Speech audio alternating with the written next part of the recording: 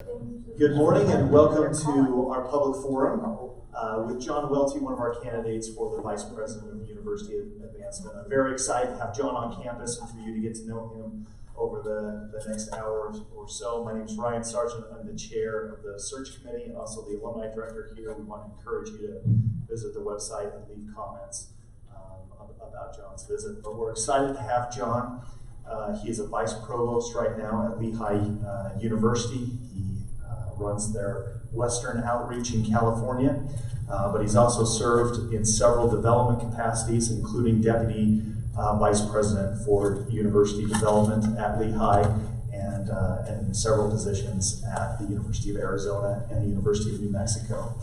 So we're excited to have John with us today. He's going to introduce himself and then speak about the challenges that are encountered in development and how we can move forward as a university. So please join with me in welcoming John.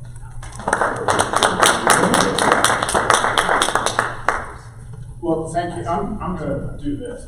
Thank you very much for giving up part of your lunch hour to listen to the esoteric world of fundraising. I'm thrilled to be here. I'm going to presume that if you're interested enough to be here, you probably downloaded my resume, so I won't go chapter and verse on that. I am an exploration geologist at heart, used to work in the mining industry, so I still look for gold and silver. It's just a negotiable form now.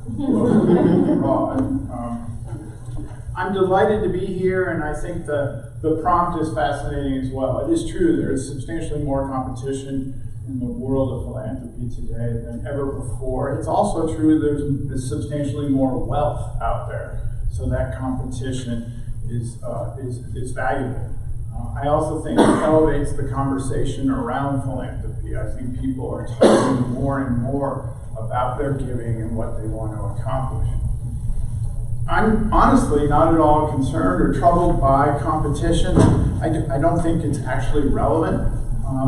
It's an opportunity for Idaho State to bring its program back to first principles and ultimately in pursuit of best practices. So I think it's sort of a simple operation. It's not easy, but intellectually it's simple and straightforward. So I'm going to spend a few minutes sort of laying out that framework and then leave it to your curiosity to see where we go next.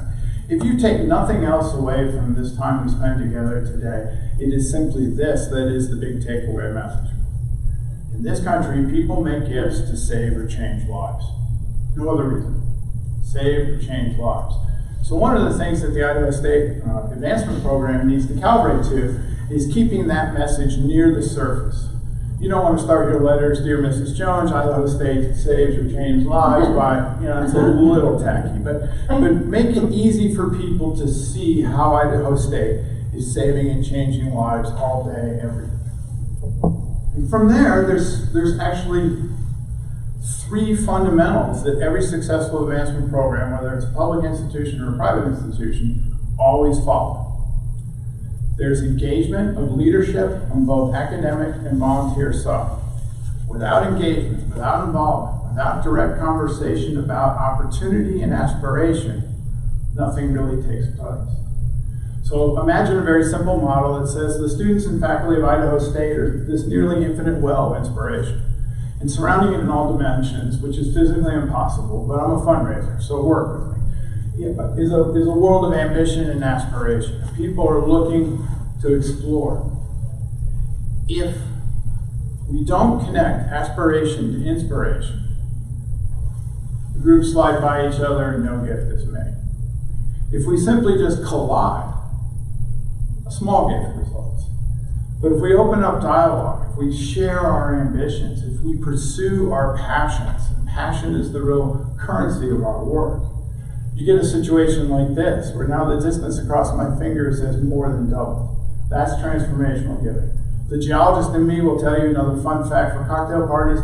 This is called intercalated. I don't know why, but it is. A rational human would call that interfingered, and it wouldn't make much more sense. So that's what we're trying to do, right? There's actually a vector. If you remember Algebra 2, vectors are magnitude and direction. They're intentional, they're strategic. There's a vector that we need to follow, from friendship into relationship, to partnership to kinship. And that's the essence of our work in advancement. Try to get to kinship. It's a very low yielding process. Less than 0.5% of the people we engage with will actually get to kinship. But kinship is transformational giving. That's 9, even 10-figure gifts. And they're possible. There are plenty of big gifts out there. The shortage is big ideas that inflame those big gifts. The second sort of fundamental is clarity and unity of purpose. It needs to be both.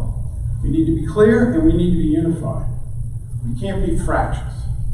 But we need to be able to summarize in as few words as reasonably possible and in a way that encourages people to want to know more. The best mission statement I have ever been aware of for public research university was one that the University of Arizona had during the presidency of Peter Likens, a president I once worked for. He took the multiple paragraphs that universities typically write and distilled it to 6 words: to discover, educate, serve, and inspire. It's that simple. And advancement hangs on that inspire. From inspiration is how we can encourage people to invest in this organization, in this community, in all its dimensions, not only current students, faculty, administrators, but also alumni helping one another. So it's really important that we stay on message. We stay clear about what we're trying to accomplish, and we're unified in that. And then last is the simplest to describe and the most difficult to execute, and that is create a legitimate culture of philanthropy.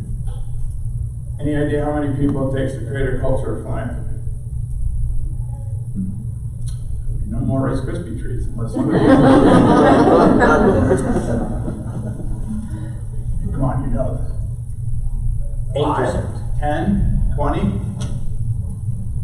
Just somebody react. One, not quite. 8.3%. 8.3, fascinating choice, not right. Takes 2, right? Give and receive. Got it. It's all it takes is 2. The beautiful thing about a culture of philanthropy is it's scalable and it's viral. You can go from 2 people to an entire enterprise.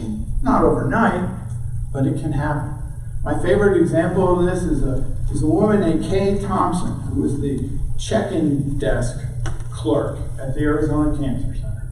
She was the first face that people saw when they came in for treatment at the Cancer Center. And these are people who are coming to a National Cancer Institute designated comprehensive cancer center. They've already failed therapy conventionally. They're pretty shook up. And Kay is this beaming ray of sunshine. How are you? It's so nice to meet you. We're so happy that we can help you. Well, I discovered over time that Kay really loved fresh cut flowers. So I arranged for a florist in Tucson to provide flowers twice a week to that front desk so that Kay would always be happy. So that she would always be giving, so that she would always create the circumstances by which the patients and their families felt warm and welcomed and ready to overcome their disease. Things are going great.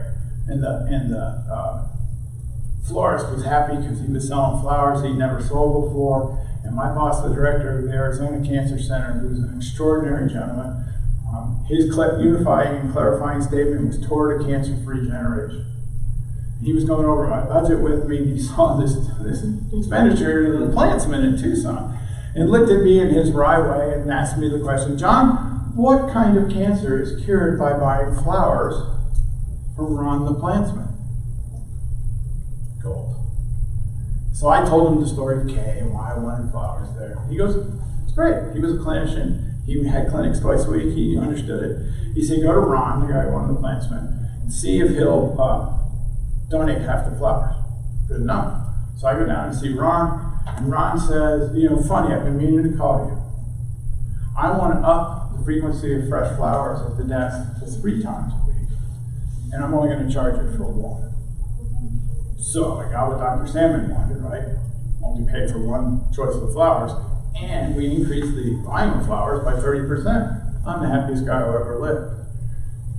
And Kay remained signaling the faith, the hope, the opportunity that the Cancer Center offered these families. And through that, we were then able to get into conversations about philanthropy and investing in cancer research. So this idea of a culture of philanthropy is real, it's genuine, and it can grow. So that's It's kind of simple. Passion is our real business. We use money because there's no passion exchange. When I got to Lehigh, I sat down with the dean and several department heads in the engineering college, and I said, I need a passion meter, something I can drop on somebody's forehead, pull off. It'll say 5. 5, I don't know what. So they need to create units of passion for me. And then they needed to create an international passion exchange. So I could take my 5 units of passion and trade it out for something else. Needless to say, that activity did not take place, despite my fervent request. And it's never going to, right? Because it simply doesn't work. So we measure the outcomes of our efforts by money, but we should never chase money. Chasing money is a false path. It leads to nowhere eventually, excuse me. I've been stuck on a cough drop all day and try to keep my voice, and it's not working. We need to follow people's passion. We need to understand what they're passionate about. We need to align that passion to the activities of the students, faculty, and administrators of Idaho State, and show them how Idaho State can be the engine of their aspiration and to fulfill their ambitions. Very simple, but not easy to do. We have to stay disciplined, we have to stay on message, we have to stay in touch with our academic partners to make sure that we're working on potential gifts that align with their objectives. But if we can do that, we'll get to the simplest solution of all. What do we expect of volunteers at Idaho State? We expect them to believe in Idaho State. As a result of their belief, we expect them to invest in Idaho State. And as a result of their investment, we expect them to encourage others to believe. And if we can get that virtuous circle going here, ultimately you won't need me. It'll be so powerful, it'll take on a life of its own. And that's how places like Stanford and Harvard are raising $1 billion in an academic year. It's how some of the big publics like Berkeley and the University of Washington are raising 400 to 600 million a year. It's literally what happened at the University of Arizona. When I started working at the University of Arizona in fundraising, we were raising about 50 million a year. Last year, the results were close to 300 million. Frustratingly, they're still 6th in the Pac-12 because of Stanford, Southern Cal, Berkeley, University of Washington, UCLA. But that's exactly, and I was part of the group, all of which have since left Arizona, so that's why I know it will remain, who changed the paradigm and focused on this passion-based giving and a passion-based philanthropic economy.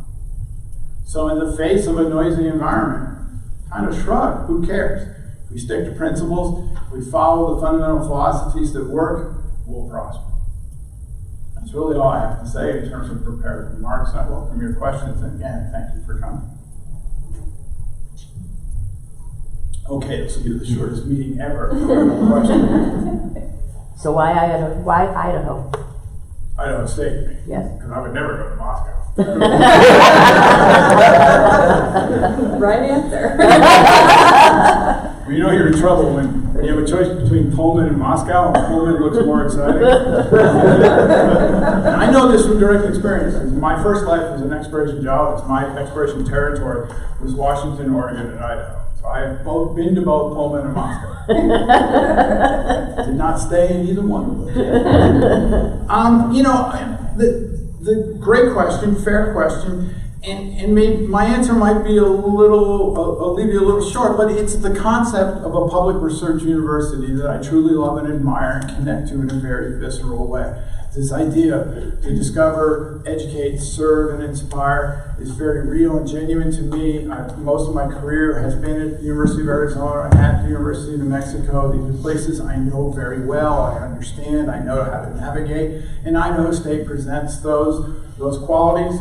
It's in the West, and it looks like a darn fine place to work, and in all honesty, from a distance, it looks like the program is dormant and needs to be reassembled and re-energized, and that's what I do very well. So for me, it's sort of a perfect storm of opportunity. And I have a tiger tie. Let me explain this, because it's not as pandering quite as badly as you might imagine. My oldest daughter graduated from Occidental College in Los Angeles, who are tigers, school colors black and white. Upon her graduation, she gave Daddy a tiger tie from Occidental. I live and work in the Bay Area right now. Neckties are pretty much out. I don't have much chance to wear a necktie anymore, and I get almost no chance to wear it this time. So I figured, in the land of Bengals, I gotta go for it. Yes, sir. I think the vision is spot on, but I live in the world, the devil is always in the details. So could you talk a little bit about, with what you know about ISU, its culture, its history, and what it would take to put together and that culture of philanthropy, the passion that you speak so eloquently about, but we seem to stumble. Yeah, so I would discard all your history and past experience. It's completely meaningless and doesn't inform the future. And if you allow it to form the future, you destine yourself to failure. Okay, I've done this at 3 different institutions now. Did it sort of by accident with a few others at Arizona, intentionally did it in New Mexico and at Lehigh. It is tenacity and determination to win the hearts and minds of the staff to adopt a different approach, a different philosophical underpinning to their work.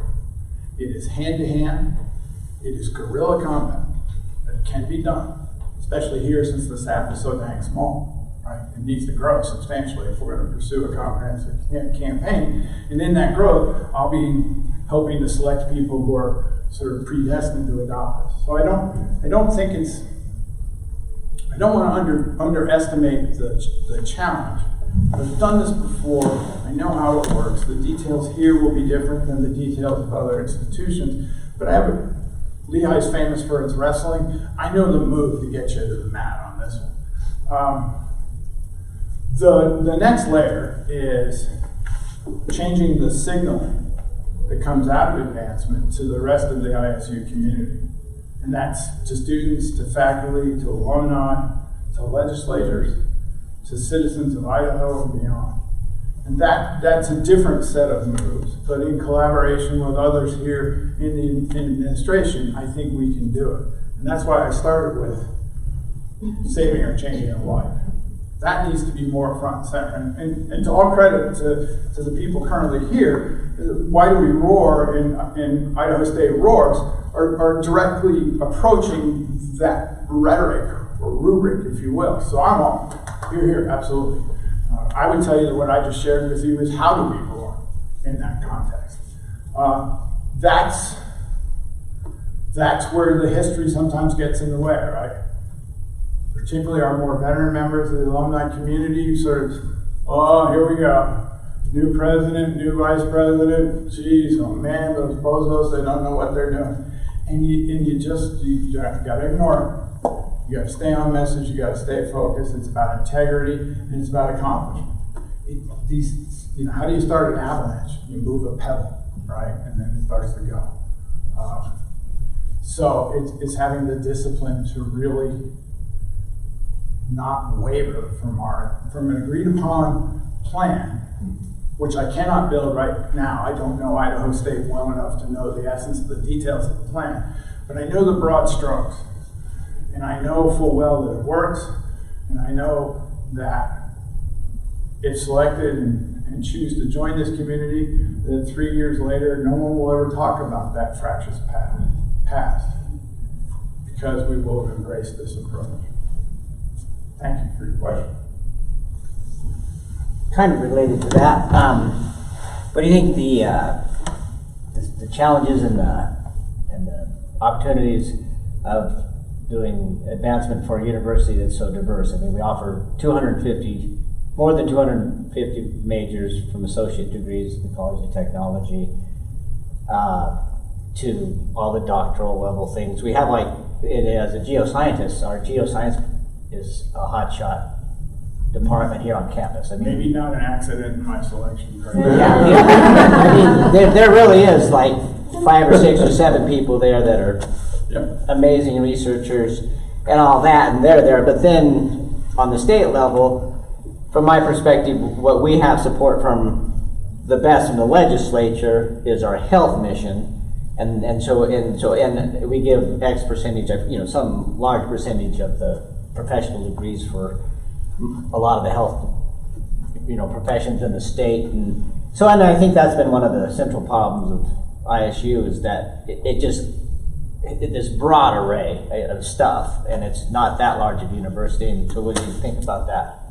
So remember, you're talking to an advancement guy. Yeah. I am professionally and paternally optimistic. Okay. Never met a challenge in my life. Everything's an opportunity. No means not now and nothing else. Okay? So I'm just being honest. What you described, I see as opportunity as part of the great attraction. The addition of those associate's degrees and programs and how we can infiltrate the rest of Idaho through the impact of those offerings fascinates me. I've never had an opportunity like that before. I have worked in universities, public universities, in New Mexico and Arizona that frankly are huge compared to Idaho State, both in terms of faculty and students. Arizona had 14 colleges and 39 official research institutes.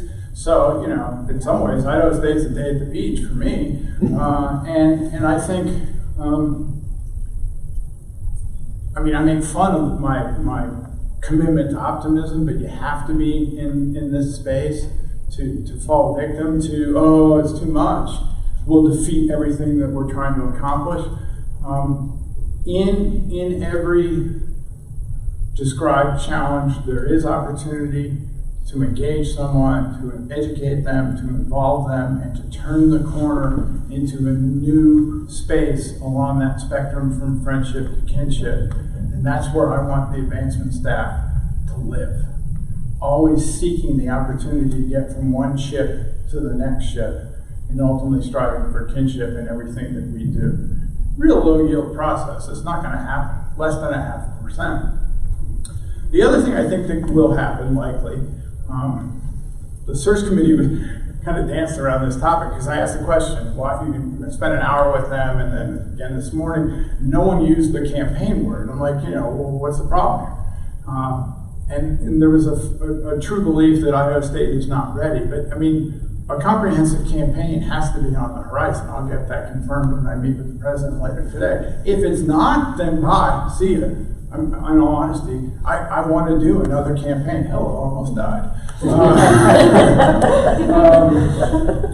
And so the preparation for a campaign will help. It forces the institution to plan, to have the hard conversations that maybe you haven't had in the last decade or so about prioritization, about how pieces fit together, right? Because we have to create a story that says, why do I make a gift today? Not eventually. Compelling people to take action in this moment. And that's going to require some conversation institutionally inside the happy confines of this campus and talk about what are the relative priorities. It also will allow us to find commonalities. We're going to find each one of the colleges the concern and support for undergraduate and graduate students is shared. So we'll build that as a shared topic. Each one of the colleges is going to have specialized things that they're interested in, and we'll keep those specialized. We're also going to find that more than likely there is significant crossover in disciplinary topics around research that will help bring those colleges closer together in a way that maybe they hadn't before. And so this exercise of campaign planning, and all I do is orchestrate it. I don't sit in judgment.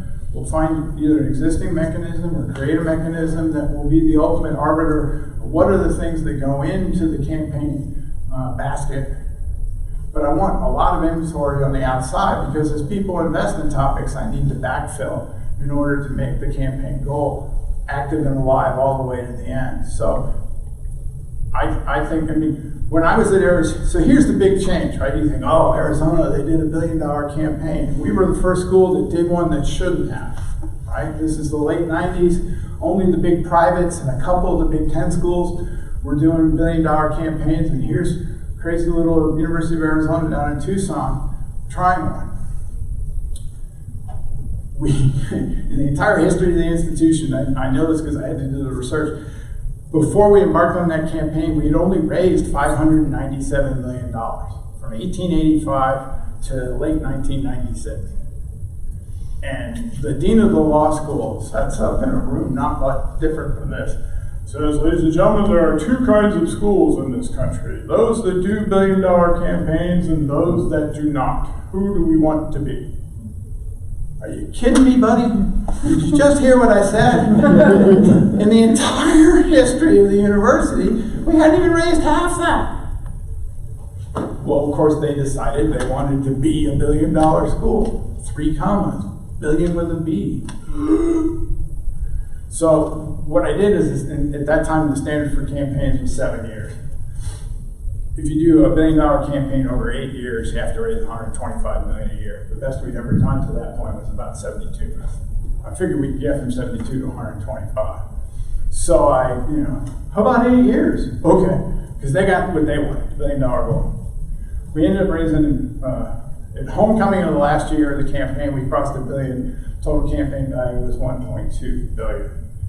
The point of all this is that remarkable things can happen when people decide that they want to band together, they want to work together, and they want to encourage investment in extraordinary ideas and opportunities.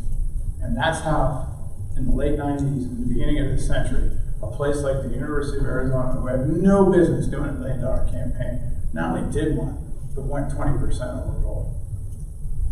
So it worked. And it's been, and honestly, the money was the least of its impacts. 2/3 of the money was restricted, it was spent within 9 months. We actually did a velocity of money study afterwards. 9 months was the average residency on campus of gift money that was available for direct expenditure. What changed was faculty perspectives. Faculty had never been engaged in fundraising at the University of Arizona until this campaign, and now they were calling us up. I haven't seen you in about 6 weeks. We need to go out and meet with some people. Which was amazing and gratifying and kind of a pain in the neck. But it was the best possible pain one could experience. When I had the faculty of the Arizona Cancer Center clamoring for me to take them to go visit with people, I created a new place.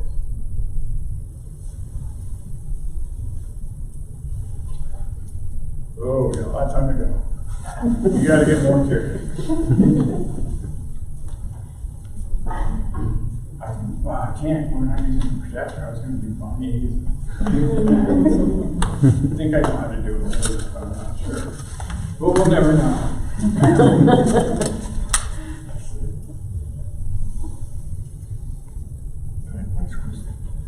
Well, if there's not any other questions, please stick around for a few minutes and drink some punch and have a Rice Krispie treat. Introduce yourself to John and have an opportunity to chat with him a little bit for the next 10 or so minutes. Absolutely, thank you for coming. It is an esoteric topic, so I admire your bravery to submit yourself to it.